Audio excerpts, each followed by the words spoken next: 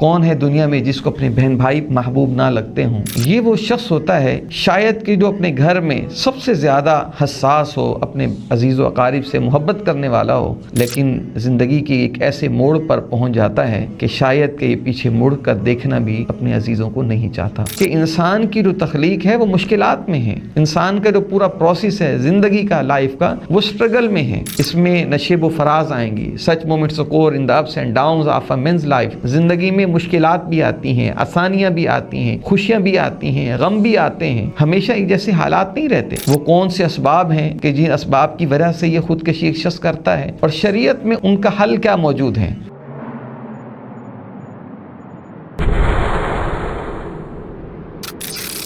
نحمده ونصلي على رسوله الكريم اما بعد فاعوذ بالله السميع العليم من الشيطان الرجيم بسم الله الرحمن الرحيم لا اقسم بهذا البلد وانت حل بهذا البلد ووالد وما ولد لقد خلقنا الانسان في كبد۔ موجودہ دور ترقی یافتہ دور ہے، آرام اور آسائش، ذہنی جسمانی تفریحات کے لیے بے شمار وسائل، اسباب، ذرائع موجود ہیں، مقامات بھی موجود ہیں۔ اس کے باوجود انسان ذہنی دباؤ کا شکار رہتا ہے، حقیقی چین اور سکون وہ حاصل نہیں کر پا رہا جو کہ اس کی زندگی کے لیے نہایت ضروری ہے، اس کی روح کے لیے، اس کے جسم کے لیے جو نعمتیں ضروری ہیں اس کے لیے، ان سے وہ محروم ہیں۔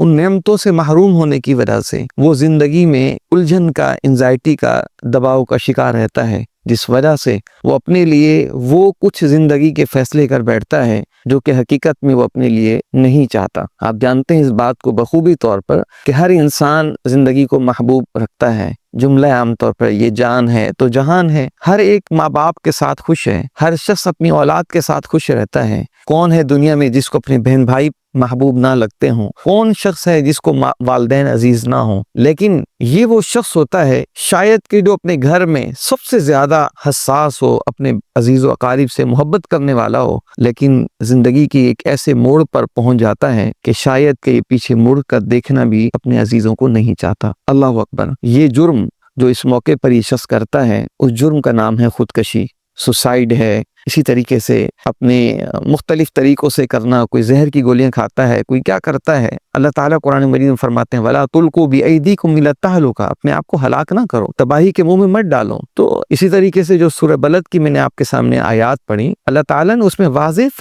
فرمائی ہے بات، قسمیں اٹھا کر بھی، حرمین شریفین کی قسم اٹھا کر، مکہ المکرمہ کی قسم اٹھا کر اللہ نے واضح کیا کہ انسان کی جو تخلیق ہے وہ مشکلات میں ہے، انسان کا جو پورا پروسیس ہے زندگی کا، لائف کا، وہ سٹرگل میں ہے۔ اس میں نشیب و فراز آئیں گی، سچ moments occur in the ups and downs of a man's life۔ زندگی میں مشکلات بھی آتی ہیں، آسانیاں بھی آتی ہیں، خوشیاں بھی آتی ہیں، غم بھی آتے ہیں، ہمیشہ ایک جیسے حالات نہیں رہتے۔ لیکن یہ جائے کہ وہ انسان مشکلات میں گھبرا کر اپنے لیے سخت فیصلے کر بیٹھے جو کہ اس کا خاندان زندگی بھر پیچھے روتا رہے، فیصلہ کر لینے سے ایسا گرم جوشی میں، جذبات میں آ کر اپنے آپ کو جہنم کو منہ میں ڈالنے کا فیصلہ کر لیتا ہے، زندگی کے اس نعمت سے اپنے آپ کو محروم کر لیتا ہے، تو در حقیقت ایک بہت بڑا سخت فیصلہ ہے جس سے ہر شخص کو اجتناب کرنا چاہیے۔ ہم اس نشست میں اس بات پر غور کریں گے کہ اس خودکشی کے حوالے سے وہ کون سے اسباب ہیں کہ جن اسباب کی وجہ سے یہ خودکشی ایک شخص کرتا ہے، اور شریعت میں ان کا حل کیا موجود ہے، ان کا تدارک دین اسلام نے کیسے کیا ہے، ان پریشانیوں سے بچنے کے لیے دین اسلام نے کیا تعلیمات دی ہیں۔ میں آپ کے سامنے کچھ اسباب کا ذکر کروں گا اور ان کا حل بھی پیش کروں گا۔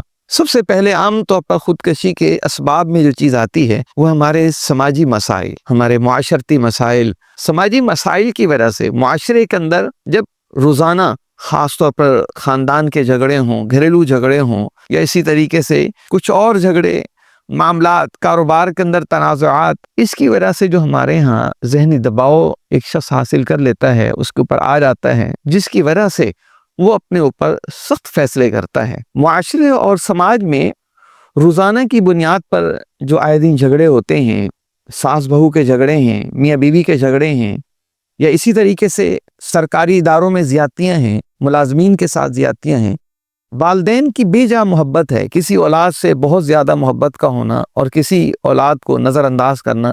بعض خاندانوں میں دیکھا ہے کہ وہ بیٹیوں سے بہت محبت کرتے ہیں، بیٹے جو ہوتے ہیں وہ احساس کمتری کا شکار ہوتے ہیں کہ ہمارے اس گھر میں کوئی ویلیو نہیں ہے، ہماری بات کی کوئی ویلیو نہیں ہے، ہماری خواہش کو پورا نہیں کرتے ہمارے والدین، اور کہیں ایسا ہوتا ہے نرینہ اولاد کو بہت اہمیت دی جاتی ہے، بیٹوں کو اہمیت دی جاتی ہے، بیٹوں کی اہمیت کو، ان کے حقوق، ان کی تعلیم، ان کی تربیت، ان کے پہننے پر کوئی توجہ نہیں کرتے والدین، ان کو ریفیوز کرتے ہیں، جو کہ معاشرتی طور پر، سماجی طور پر زیادتی ہے۔ دین اسلام نے اس کے حوالے سے کیا تعلیمات دی؟ دین اسلام نے مساوات کی تعلیمات دی۔ بیٹے ہیں، اولاد ہے، کسی کے اندر زیادہ خوبیاں ہیں، کسی میں کم ہے، لیکن ہم بحیثیت والدین تمام اولاد کے اندر ہم نے مساوات قائم کرنی ہے۔ اسی طریقے سے ہمارے ملازمین ہیں، ہم نے ہر ایک کو، رسول کریم صلی اللہ علیہ وسلم کی معروف حدیث ہے، انزلوا الناس منازلہم، لوگوں کو ان کے مقام، ان کی حیثیت، ان کے درجے، ان کے گریڈ کے مطابق ان کو ویلیوز دیں۔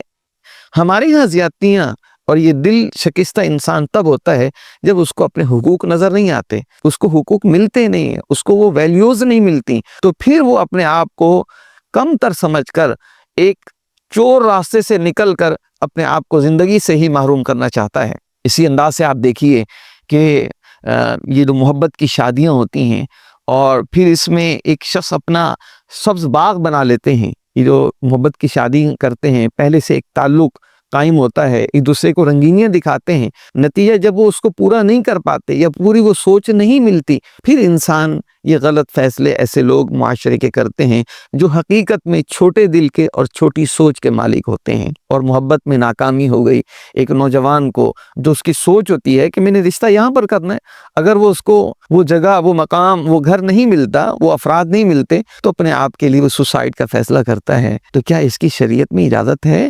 قطعاً ایسا نہیں ہے۔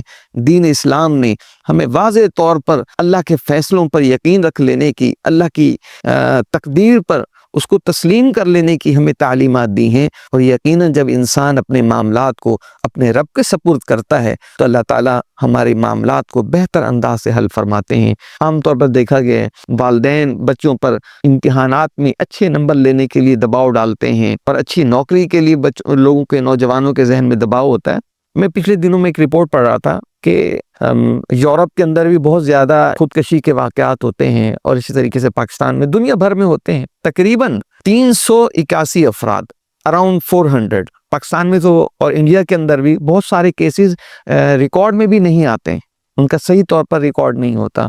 یورپ کی بھی کچھ کنٹریز ہیں جہاں پر باقاعدہ طور پر اعداد و شمار مضبوط نہیں ہیں، جو ریکارڈ ہے اس کے مطابق تقریباً 400 افراد روزانہ کی بنیاد پر خودکشی کرتے ہیں۔ ہمارے ملک پاکستان میں بھی یومی افراد کی بنیاد پر خودکشی کے واقعات ہوتے ہیں، اور کیا ہے؟